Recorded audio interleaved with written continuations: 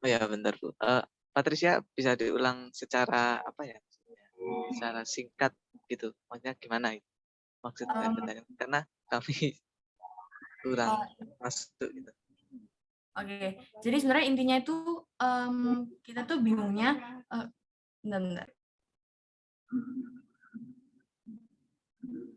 Intinya tuh kita tuh nanya saldo cadangan kerugian penurunan nilai itu sebenarnya muncul dari mana gitu. Oh itu, oh ya bentar. Jadi menurut kelompok kami setelah hasil diskusi, setelah kami juga kemarin menemukan terkait dengan cadangan kerugian penurunan nilai. Nah ini mengapa bisa ada angka sekian gitu? Karena emang ya tadi kan udah kalau nggak salah udah dijelasin sama si Hadian. Karena emang ini tuh yang pertama itu ada kebijakan dari perusahaan Bank BCA itu sendiri yang terkait dengan standar akuntansi yang telah diubah dari PSAK 55 ke PSAK 71. Jadi Bank BCA ini menerapkan PSAK tersebut, standar akuntansi tersebut untuk cadangan kerugian penurunan nilai. Jadi enggak cadangan kerugian penurunan nilai ini diterapkan ke semua aset keuangan. Jadi enggak hanya beberapa doang, tapi disebar semuanya gitu. Seperti yang tadi dijelaskan di slide 4 tadi kalau nggak salah. Tadi dijelaskan setiap aset keuangan itu ada cadangan kerugian penurunan nilai. Nah, itu adalah implementasi dari prinsip kehati-hatian yang diterapkan oleh Bank BCA, yang di mana dia kan membeli banyak efek-efek gitu ya, kayak membeli banyak berinvestasi gitu. Nah, kan untuk meminimalisir adanya hal yang tidak diinginkan, makanya Bank BCA ini eh, menaruh beberapa angka tadi dana gitu yang sudah dijelaskan tadi sama Patricia itu di aset-aset keuangan, di cadangan kerugian penurunan nilai maksud saya itu karena emang itu prinsip kehati-hatian dari Bank BCA. Jadi itu adalah menurut kami itu adalah maksudnya kebijakan sendiri dari Bank BCA. Selain untuk itu tadi untuk juga prinsip kehati-hatiannya. Terutama itu untuk Bank BCA ini sangat hati-hati gitu karena emang perusahaan ini kan gede. Jadi ya segala kebijakan yang diambil harus ada plan B-nya, nggak cuma satu plan doang. Apakah menjelaskan? Oke, cukup jelas. Terima kasih atas penjelasan. Boleh dilanjut nggak sama saya? Oh, boleh, boleh. Maksudnya Yes. melanjutkan pertanyaan dari Patricia. Oke, boleh, boleh. Nah ini yang kemarin kita diskusi ya panjang lebar tapi nggak nemu ujungnya gitu ya.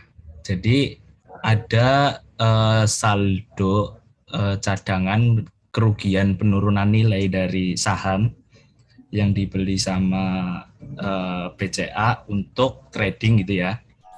Nah itu saldonya negatif sebesar 1.733 miliar. Itu di 2019. Nah di 2020 itu ada pemulihan cadangan. Nah kok yang apa maksudnya yang rugi itu ditutup-tutupi sama pemulihan cadangan selama tahun berjalan. Nah, kenapa kok kerugian itu nggak diakui saja di balance sheet gitu ya? Di income statement. Kenapa ada juga pemulihan kayak gini? Dalam artian ya, ini kan sebagai indikasi menutupi kerugian gitu ya. Nah, kemarin itu yang kami diskusikan. Kami juga belum nemu logisnya itu gimana, logiknya itu gimana. Itu aja sih, kita cuma mau cerita aja kalau kemarin itu kayak gitu diskusi dari kelompok kami. Oke, terima kasih Tio. Saya jawab ya. Saya jawab sepengetahuan sejauh saya tahu terkait penurunan nilai. Kalau nggak salah ya, kita pernah belajar terkait impairment itu, misalnya dalam tahun 2019 mengalami penurunan. Jadi kan dia kerugian nilai, jadi kan jadi negatif. Misalnya ditampilnya jadi negatif. Sedangkan untuk di tahun berikutnya itu ada kalau nggak salah kontra akun dari impairment itu misalnya dibalik itu kan berarti kan impairment-nya itu dipulihkan gitu loh. Nah, mungkin ada indikasi, ini masih mungkin ya, masih asumsi dari saya juga dari kelompok kami itu mungkin, terkait dengan akun investasi atau cadangan kerugian turunan nilai tadi yang mungkin negatif kemudian dipulihkan itu karena memang adanya kenaikan, di tahun berikutnya gitu. Dari misalnya kan tadi tahun 2019 ke tahun 2020, jadi ada kenaikannya gitu. Nah, mengapa itu dipulihkan? Karena emang, yang mungkin dari tahun 2019 kan negatif, mungkin dan ke tahun 2020 itu, ke positif. Jadi, eee, makanya itu cadangan kerugian penurunannya itu dipulihkan. Nah, apakah gitu ya? Berarti itu pemulihan bukan berbentuk cash ya, tapi emang masih unrealized terus kita kurangi kayak gitu, kurangi atau tambahi dengan pemulihan itu. Tidak Eee menggelontorkan cash. Iya iya iya, heeh. Karena itu kan, sepengetahuan saya, sejauh yang saya tahu itu emang karena kalau ada pemulihan itu kan jadi misalnya negatif jadi, naik itu, naik terlalu tinggi gitu, jadi itu termasuk ke pemulihan. Enggak perusahaan bank Indonesia ini mengeluarkan kas untuk, kerugian tersebut enggak, setahu saya enggak. Logika berpikirnya juga menurut saya enggak sih kalau misalnya perusahaan bank BCA mengeluarkan kas sebanyak itu cuma untuk menutupi kerugian yang ada, gitu. Itu sejauh yang saya tahu, mungkin itu juga masih bisa dibantah oleh mungkin kalau ada teman-teman yang tahu atau mungkin dari, Ibu Syani bisa menjelaskan secara lebih detail, gitu. Terima kasih. Oke, Ya, baik. thank you, Chris. Ya, makasih banyak. Jadi di tahun 2019 boleh ditampilkan masa tulis yang dibicarakan biar teman-teman semua boleh bisa lihat. Oh iya, Kalau Mas Tito mungkin terserah. Mas Tio yang udah menemukan.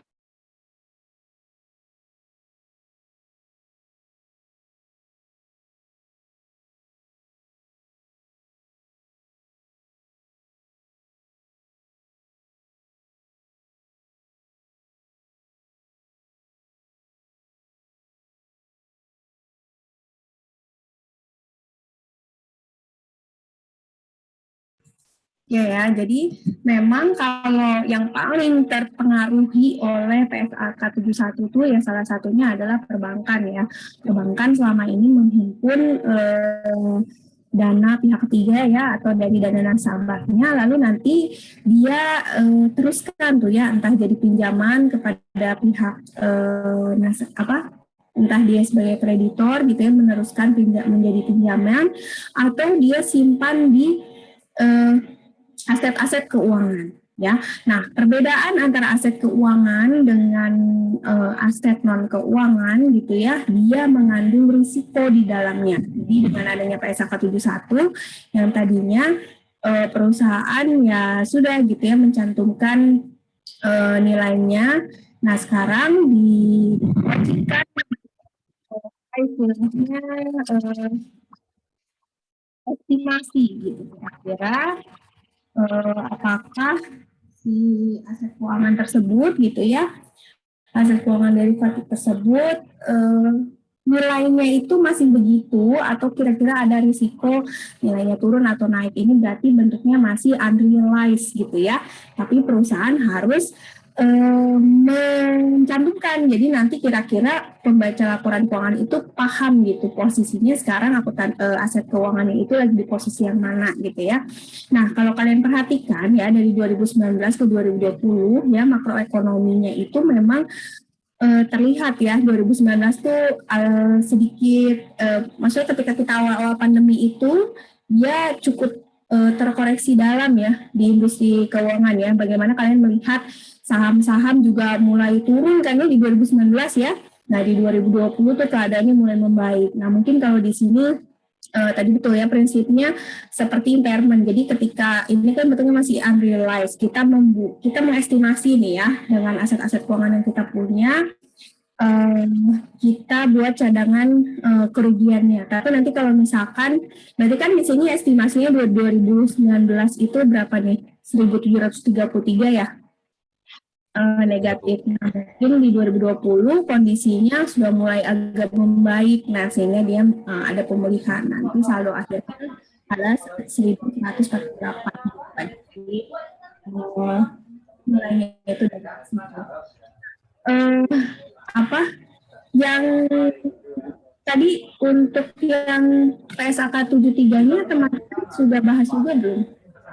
Bagaimana pengaruhnya dia aset-aset sewanya? Ini tadi tuh saya maaf banget ya, ketika presentasi, jadi sinyalnya tuh jelek banget gitu, kadang-kadang kedengar, kadang-kadang suaranya tuh kurang terdengar. Tadi teman-teman kelompoknya sudah melakukan ini untuk depresiasi asetnya, penilaian atas depresiasi asetnya. Sudah belum Mas Aklis? Kalau yang kelompok kami ya Bu, Iya. jadi kelompok kami itu nggak terkait nggak menilai terkait depresiasi gitu Bu. Tadi kami Ya. cuma sebatas yang aset keuangan itu Bu.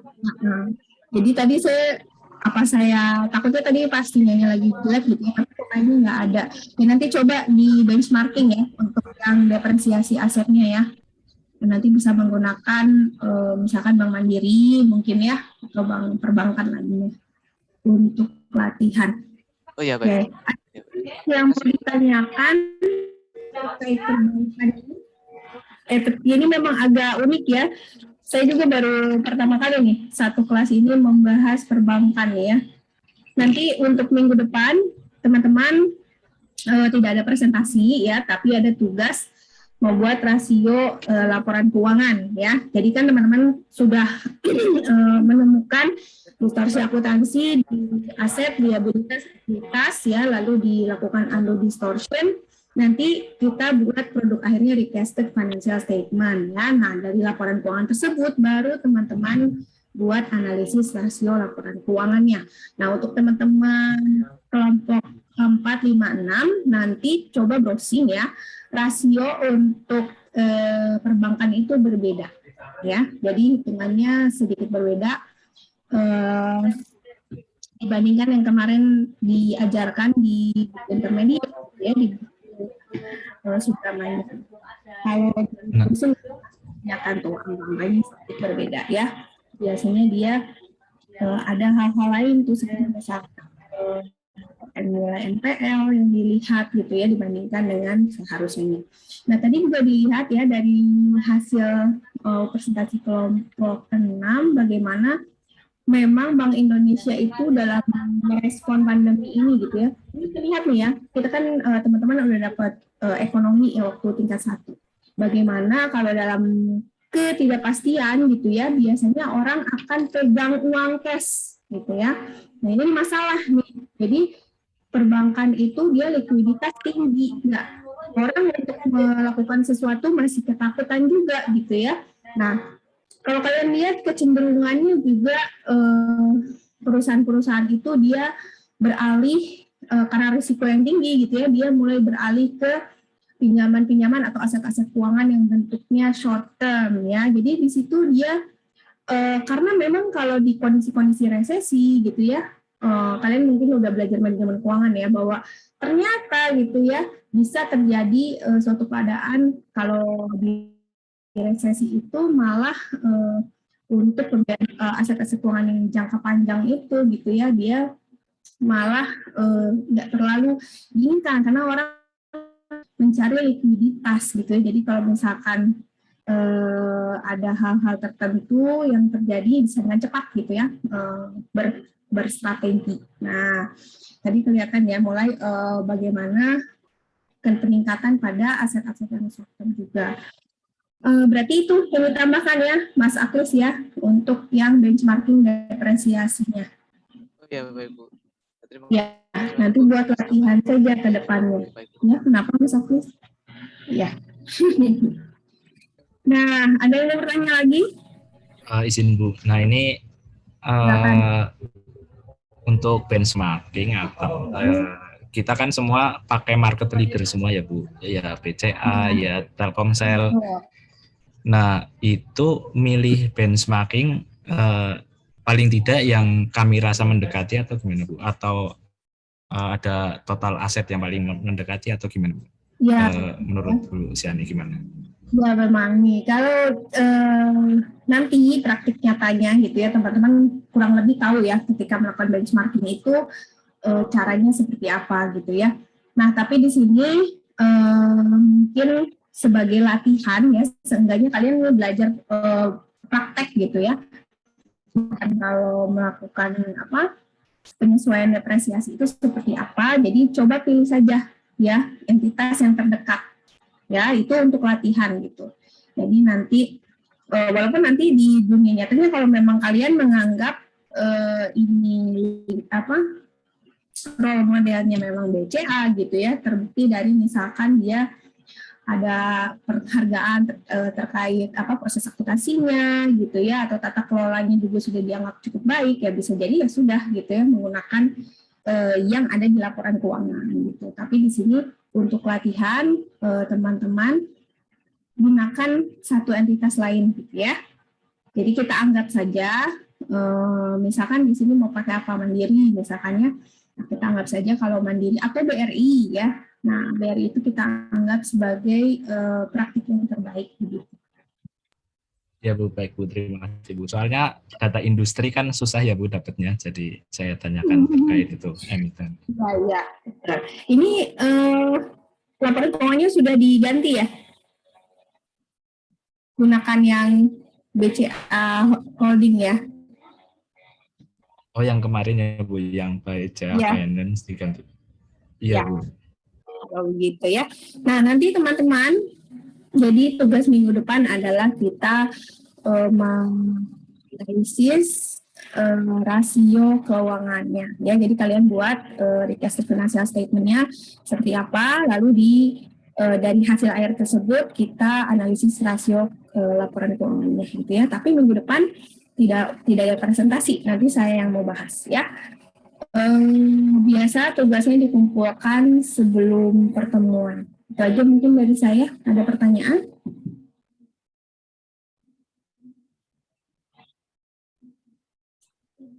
Dari saya tidak ada, Bu. Ya, oke. Khusus yang tugas ini boleh di Word ya, nggak harus di PPT ya, dan tidak ada batasan untuk jumlah halamannya. Ya. Mungkin itu aja dari saya. Terima kasih teman-teman. Selamat siang, selamat beristirahat. Assalamualaikum warahmatullahi wabarakatuh. Waalaikumsalam warahmatullahi wabarakatuh. Terima kasih Bu. Selamat siang Bu.